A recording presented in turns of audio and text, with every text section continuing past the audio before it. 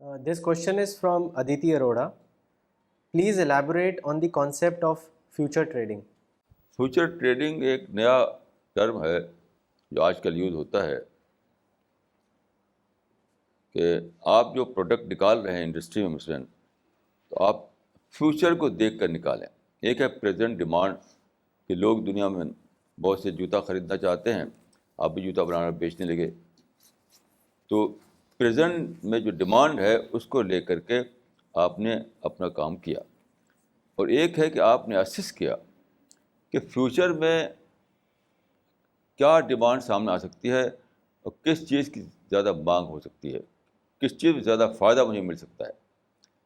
تو فیوچر کے اسسمنٹ پر آپ جب اپنی بزنس کریں، اپنی انڈسٹری کریں یا اپنا ایگریکلچر کریں، ہارٹیکلچر کریں، تو وہ ہے فیوچر ٹریڈنگ.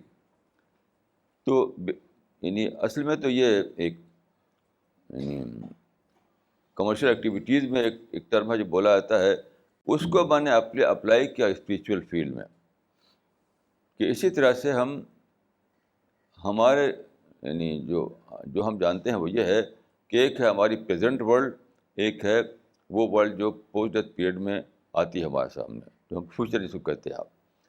تو آج کی زندگی میں ہم وہ کام کریں جو پوسٹ ڈیتھ پیریڈ میں ہمیں کام آنے والا ہو.